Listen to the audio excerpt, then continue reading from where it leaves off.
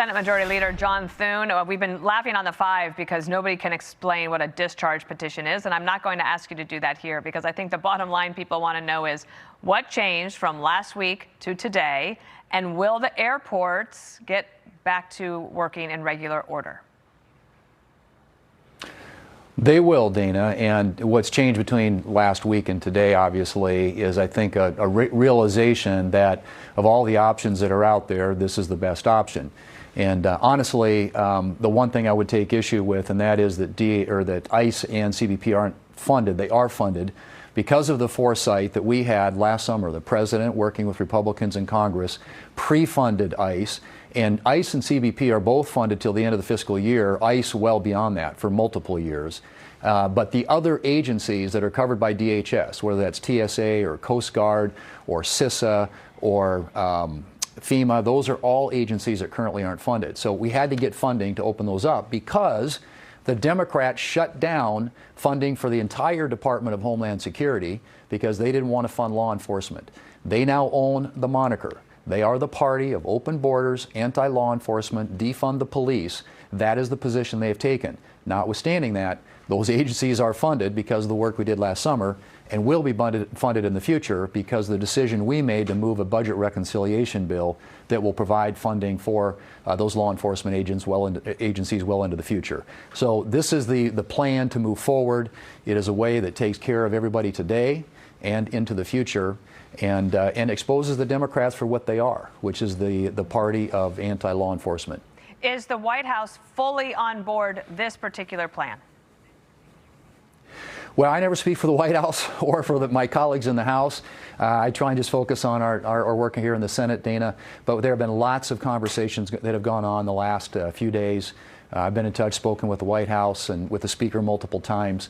And I think what everybody realizes that, we have to do this now without Democrat votes. And the way to do that, obviously, is to do it through the budget reconciliation. But because everything is funded until the end of the fiscal year, all that does is make sure that in future years, those agencies also have funding. So it's a complicated, as you point out, process, and certainly in the Senate where we have procedures that require supermajorities, you have to have some Democrats, and in this case, the Democrats, after we negotiated with them for 40 days on reforms, made it very clear they didn't really want reforms. And as Bill pointed out in the lead up to this, they got zero of that. So they wanted all these restrictions on law enforcement agencies, on ICE and CBP. They got none of that. They walked away from the table, and it was clear at the beginning that they didn't want to do anything to fund either one of these agencies because that is what their left-wing base is demanding. They are a party now, a party of open borders and defund law enforcement. Schumer said you caved. Did you? No, we didn't cave. I mean, ultimately, what the Democrats did, you can say this was all about for 40 days, and I was a part of a lot of those meetings for 40 days.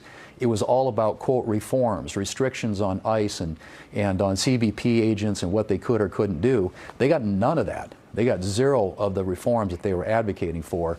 In the end, this was all about their left-wing base demanding that no funding be provided.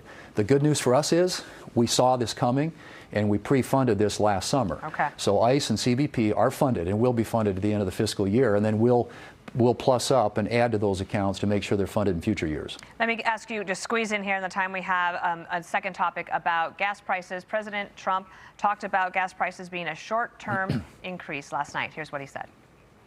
Many Americans have been concerned to see the recent rise in gasoline prices here at home. This short-term increase has been entirely the result of the Iranian regime launching deranged terror attacks against commercial oil tankers in neighboring countries that have nothing to do with the conflict. This is yet more proof that Iran can never be trusted with nuclear weapons. Today, Senator Thune, the average gas price, according to AAA, is $4.08. So that's a lot more than people were paying a month ago. Do you think the president reassured Americans that these prices will come down as this war concludes?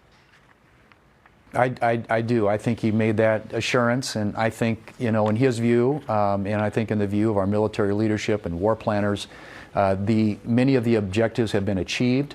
Obviously, opening up the strait is going to be a key part of that. The president's made it very clear whether that happens the hard way or the easy way, it will happen. and things will start to stabilize, Dana. You'll start to see those gas prices come down to a more normal range. But this was an important step that the President took. It's in America's vital national security interest to ensure that the Iranians don't have a nuclear capability and that their ballistic missile capabilities are diminished and degraded in a way that they don't threaten not only that region but the entire world. And it's a step that was long overdue. Obviously, it will be hopefully in the next few weeks played out, and we'll have achieved the objectives that we need to have achieved.